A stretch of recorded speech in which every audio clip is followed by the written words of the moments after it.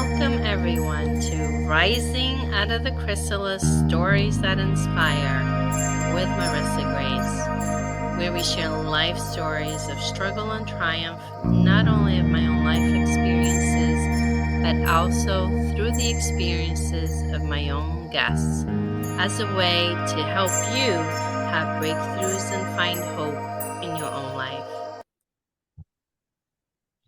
Welcome everyone, I'm Marissa Grace, and today we have a very special guest, TEENA RYAN, who has an amazing, inspiring story to share with all of us.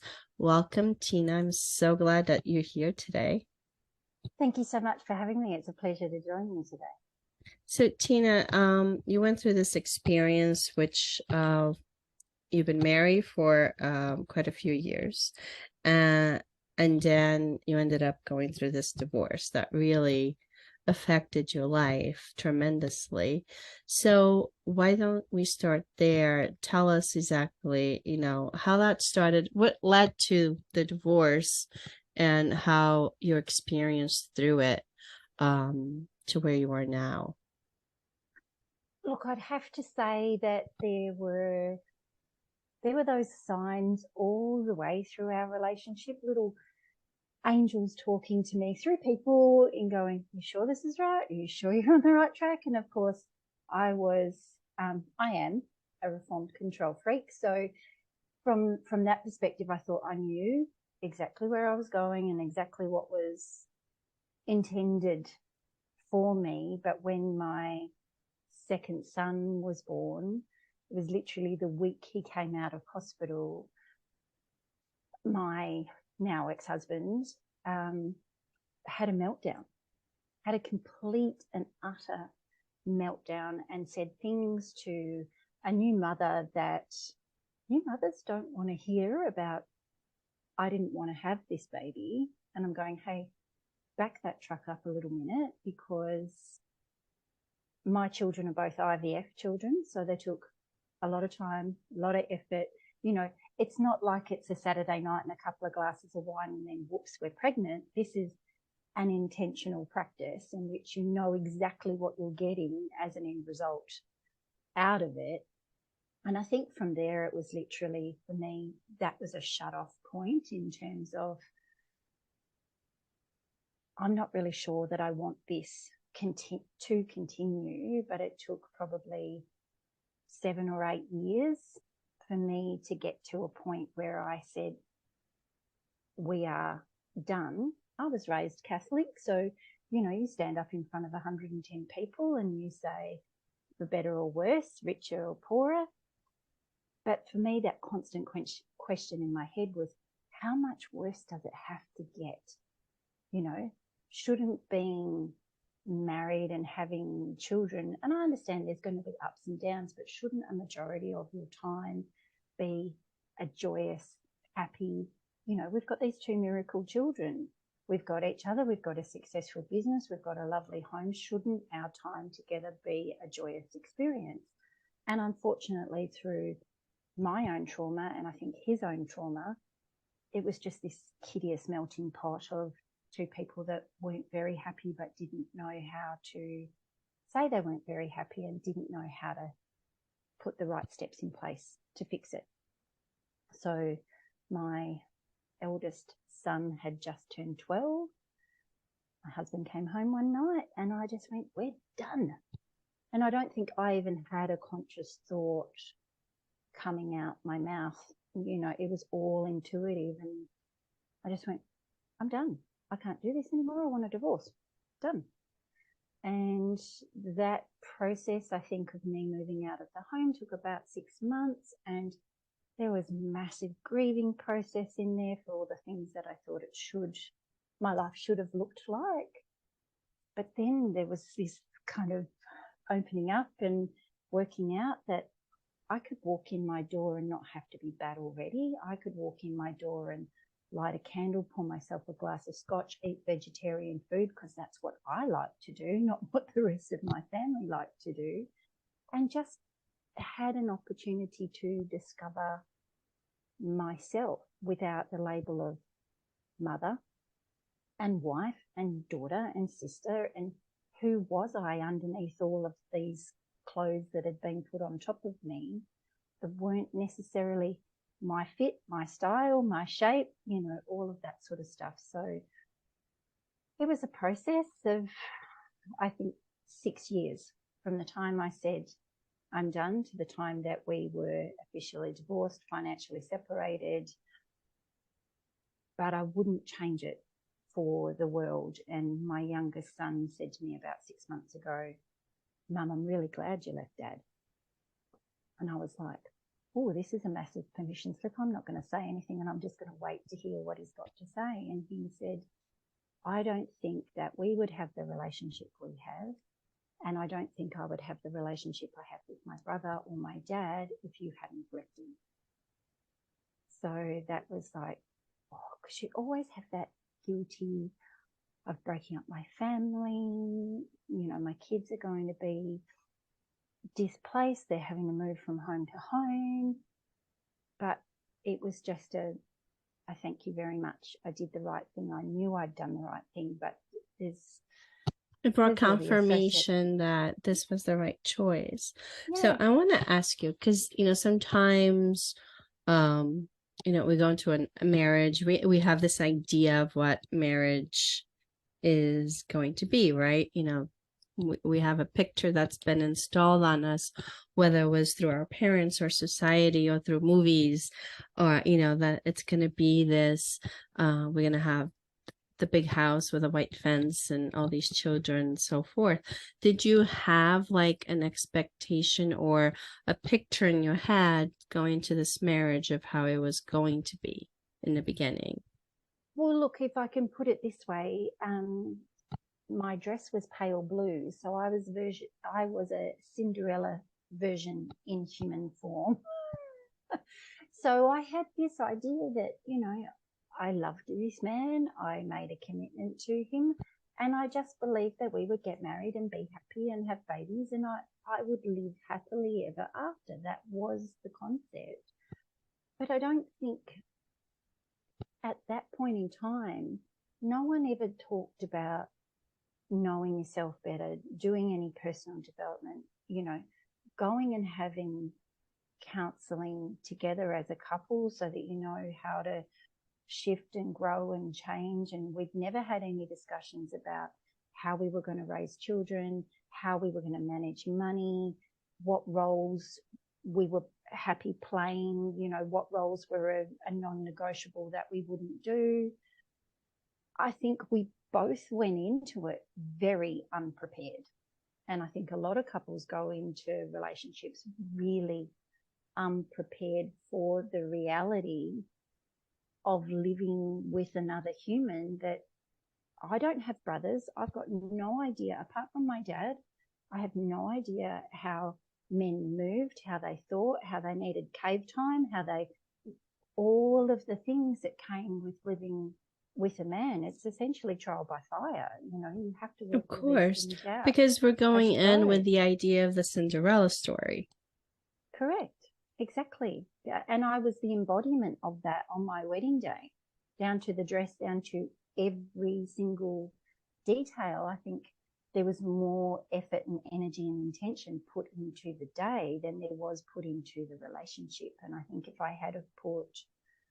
we both had put more effort and intention and energy into the relationship rather than the wedding day, I think there could have potentially been a very different outcome. But, you know, when you talk, you know, 20 plus years ago, it was 1999, I got married, that there, you know, the stigma of mental health and, you know, getting help with your own personal development and all, that was a very extremely new industry, life coaching, that sort of concept here in Australia. So it wasn't a done thing. Mum and Dad didn't do it. His parents didn't do it. So, you know, you go in and you've lived together for a couple of years and you think, oh, this works. But there's a different level of expectation when you go from being boyfriend and girlfriend and living together to being married. Like, it was almost like this switch went off in his head, and then all of a sudden I was responsible for all the washing, all the cooking, all the cleaning, all the taking care.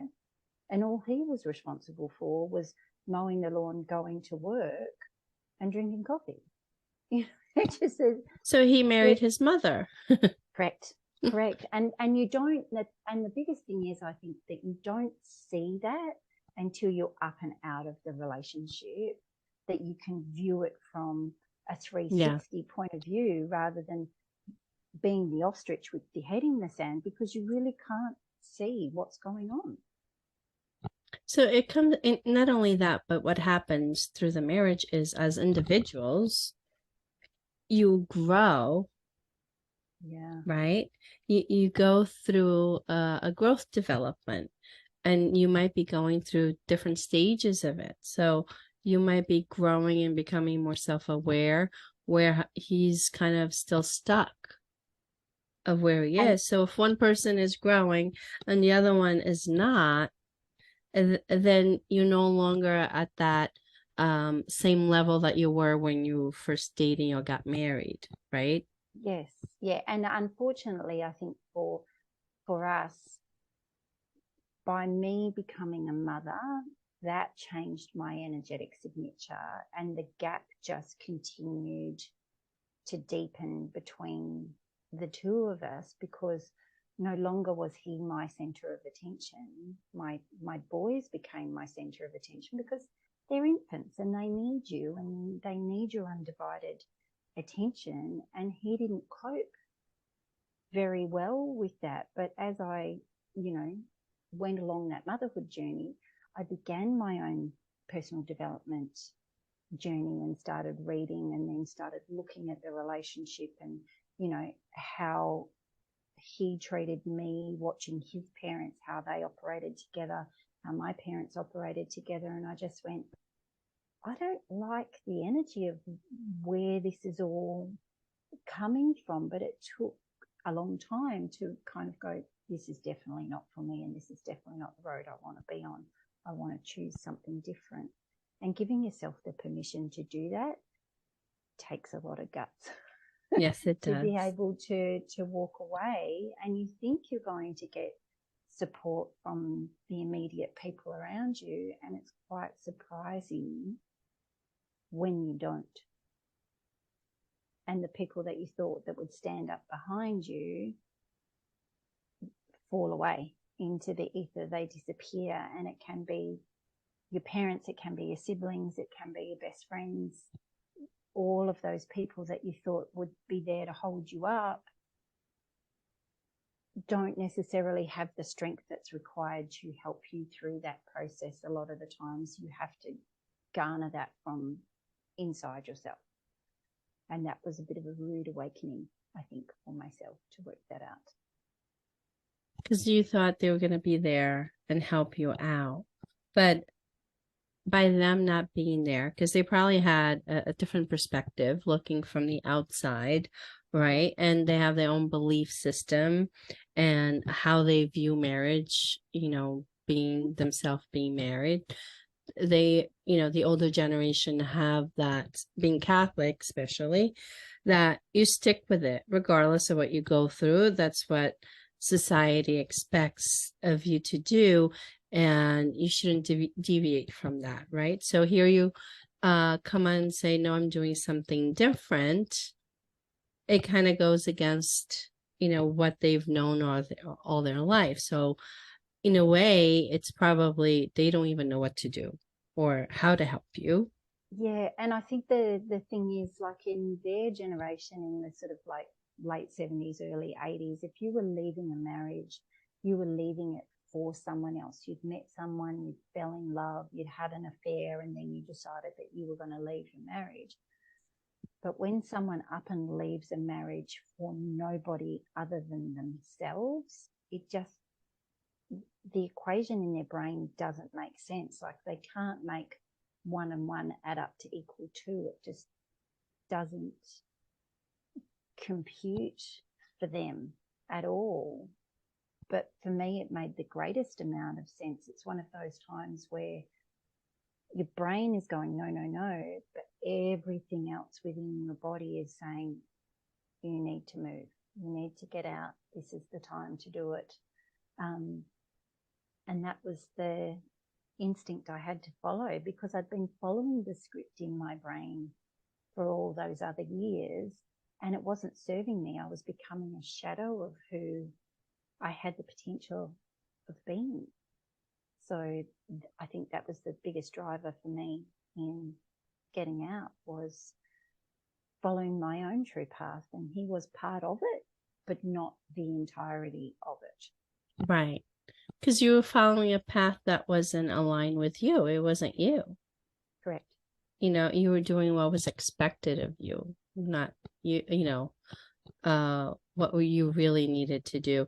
But I want to ask, when you share that you did IVF in order to conceive your children, when you went on that journey, was there like a part of you that kind of in the background was saying, maybe if we have these children, if we try whatever we can have the children, maybe there'll be a shift in the relationship? Or that didn't cross your mind at that point, or you haven't realized that? Well, I think there was that. I mean, energetically, when you look back at it, you go, these were roadblocks in terms of saying perhaps the relationship is not the right one for you. It was also a grand test of my patience, but there was a point that it felt like we were missing parts, that we weren't a family. Yes, we were a family because we're a couple, but in my brain, family meant children. And I had that inner knowing I was designed to be a mother, and that's part of my story. But probably not until later, I think, is the answer that's the truest, is that not that it was bad, but I was wanting more of his time. And I thought if we had a baby, that we could do things together. He was the quintessential workaholic, was always at work, trying to make money, doing all the stuff. But I think a lot of that was avoidance from his perspective, is that he didn't want to get in the nitty gritty and talk about feelings and, how important his family was and all of those sorts of things. It was much easier to be away at work and saying he was earning money for his family, rather than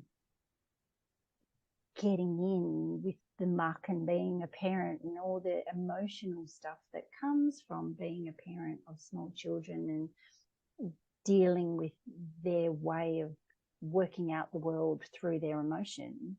It was just something he did not cope very well with. He was raised that, you do as you're told and you don't misbehave. And if you misbehave, well, then, there's consequences. And I was a little bit more of the other side, that we needed to allow them to move through their feelings but still have boundaries. So there was a mismatch in our parenting styles as well. So I was hoping for the second baby to be a fix, and he wasn't a fix. He was a catalyst. It almost sounds like it's probably something that not everybody becomes aware, because we always think that women are the only ones that kind of suffer from postpartum depression.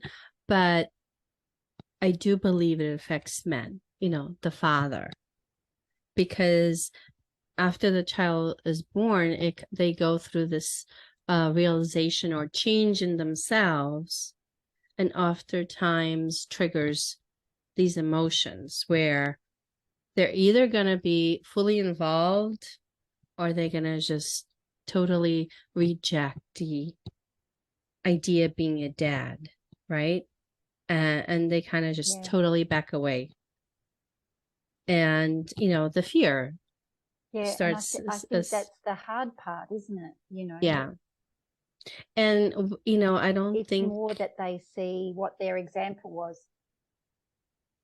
Exactly. And I don't think there's much awareness about that perhaps they should seek help, just like a mother would when they have, she has a child and starts noticing there's a shift in my emotions and my behavior, and I'm not the same person, it's okay that men recognize that too.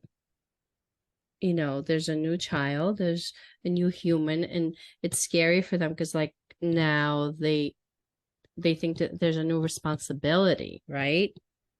And that can trigger all these emotions within them. And it's okay to, go and seek help to deal with those. 1,000%. And I think for them, it's about, this ingrained in them, I need to be a provider. Mm-hmm.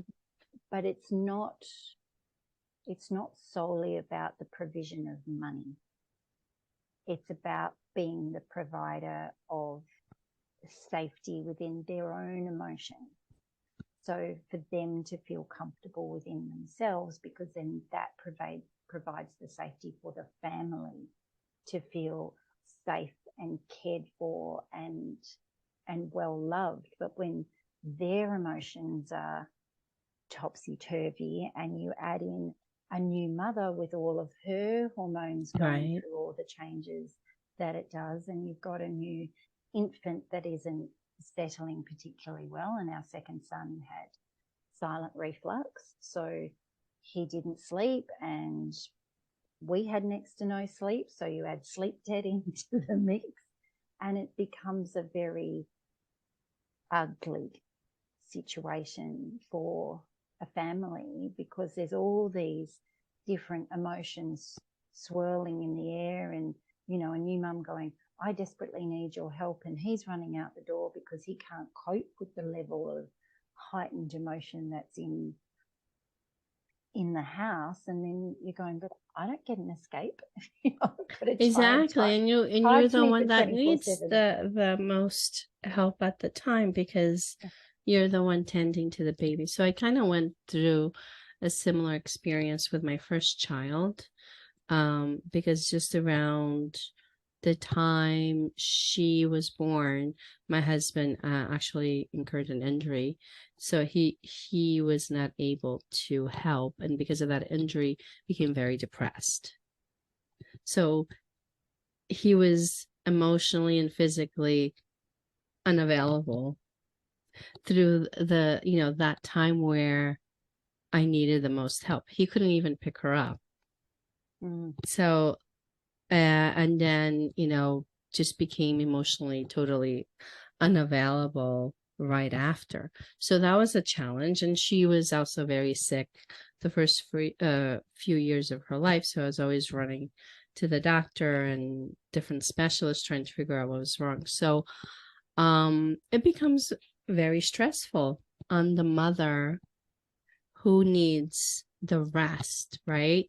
You need just that break to catch up and be able to get up the next day and deal with it all over again.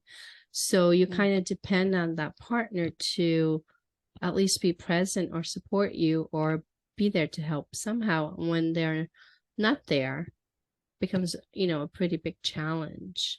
And I think that is when you start questioning everything, right? Because this is not the idea of family, right, that you thought it was going to be. And then it's like, what's going on here? Yeah, and it's interesting because a friend of mine had a baby 2 years ago, and almost 2 years ago, and she introduced me to the concept of the first 40 days, which is quite a well-known thing in Middle Eastern families and I believe European families, that, basically all the family and the friends come together and they support the new family. So all the mother has to do essentially is eat, rest and care for her baby. Whereas when my babies were born, everybody was coming to the hospital. Everybody was bombarding me. They'd come to the house and then I'd be up offering them a cup of tea and doing all the stuff, and, and feeling like I had to have a broom up my butt, a rag in my hand, baby on my hip, to be able to cook all the meals, clean the house, do all the washing, do all the stuff, plus care for a baby. My needs came,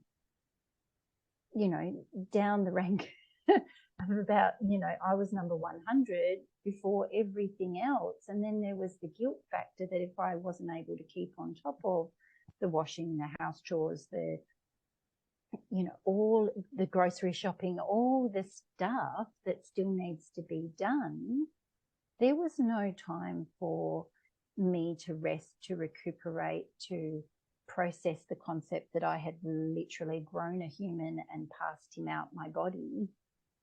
Absolutely, which takes a lot out of the body itself. And a huge amount. And we need that support. We need to and I think, going back, I think it's the culture, it's how we were raised, and the belief system that we have that, okay, we have to cater, we got to do everything, right? Because that's how we were raised, and we feel that's what we have to do and what's expected, but it's really not true. And we have to kind of teach ourselves a different story, right? A different way of teaching our kids so it doesn't get repeated into the next generation. And accept the support. It's okay to accept support, to accept the help and ask for help. I think that's probably one of the things that's most difficult, is because you're used to doing all the things. Asking for help is not something that you're going to be like, well, I'm going to dismiss that because I'm not supposed to. But it's super important, and it's okay. It's not shameful to do.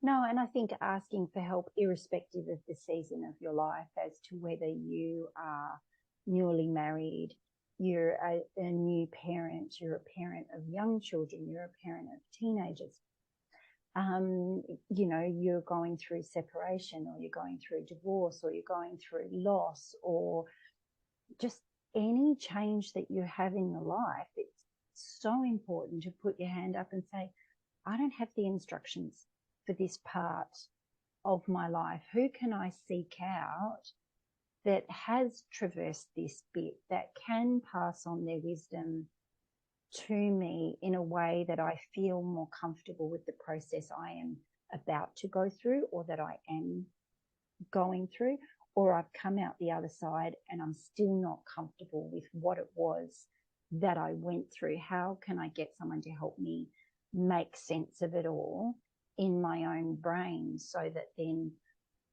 I'm not dragging all this guilt, shame, all the other baggage that we like to land on top of ourselves and continue to carry throughout our lives. If we manage to offload some of those suitcases that we drag behind us throughout our life, then you can find the joy, and you can find the happiness, and you can find the abundance in money and relationships and all of it. But you just need to be brave enough to put your hand up and say, help, I'm drowning a little bit and I need some help. Absolutely. Now, TEENA, this whole journey of yours has led you to what you're doing now. So tell us about that. For me, I would term myself an intuitive coach. So whether people are coming to me for working on the relationship for themselves, so quietening down all that inner nonsense that traverses in our heads, or whether it's relationships with romantic partners, or in the workplace, or to your environment, or with your social networks, it's very important that you understand about boundaries, but then it's also very important that you listen to your own inner voice. And when it doesn't make sense to anybody else, but it makes sense to you, that's the right way to go. Because for so long we've been taught to operate in the, from our chin up, basically, pros and cons lists, weigh it all out in your brain. No one's ever made it acceptable to go, how do you feel about that? How does it feel within you to be in this workplace or to be in this relationship? We as women have the most amazing antenna. We're brilliant radio stations, and we can pick up on frequencies of people as they walk into rooms and know whether they're people that we want to associate with, we want to do business with, we want to enter relationships with. You just know when you resonate with people. And when you don't trust that feeling that you get, that's when you can end up in bad relationships, the wrong job, driving the wrong way somewhere, and you end up with car problems or all sorts of things. It's not trusting that inner knowing. And that's the bit that I love teaching women, is reawakening their intuitive knowledge, their inner knowing, however you, gut feelings, hunches, however you want to call it. That's the bit I love to do. And once people work out how to do that with the little stuff, and we go right back to the basics. Do you want a cup of coffee? Do you want a cup of tea? And when we start with the basics and then we build from there, their ability to choose great business partners, great opportunities, great relationships, everything just slots into place with what I like to call the law of ease, and things go with the flow. Everything is beautiful and it's easy. And it's not saying that you're not going to traverse challenges, because that's what life is about, teaching you more about who you are, but there is a certain flow to it. So that's the bit that I love to do, and it's Oh, I love lights it. me up every day. Yeah, I love that. It's really teaching people how to tune into their own intuition, because it's there for a purpose. It's there to make your life easier. Yes. And it's when we tune out that we encounter more obstacles and more difficulties in our lives. So it's super important to learn how to tune in, right? Yes, so absolutely. I love what you do. Now tell us, how can someone reach you if they wanted to work with you? Probably best through my socials. So my business is Dharmas & Co, and I'm sure Marissa Grace will have Yeah, I'll have links below the video. In the video itself. But just DM me through my socials. I love having conversations just like this over Zoom or over Voxer or Telegram, whatever your favorite platform is to use, and then we can start a conversation and see whether we're a good fit for each other or not. And if we're Awesome. not, I will point you in the right direction of someone that I feel that would be. Awesome. Thank you so much, TEENA, for coming on and sharing your story and your experience. Thank you so much. Thank you so much for having me. Thank you, everyone, for watching. Please don't forget to like the podcast, share, and subscribe so I can get you more of these wonderful stories to you. So until next week.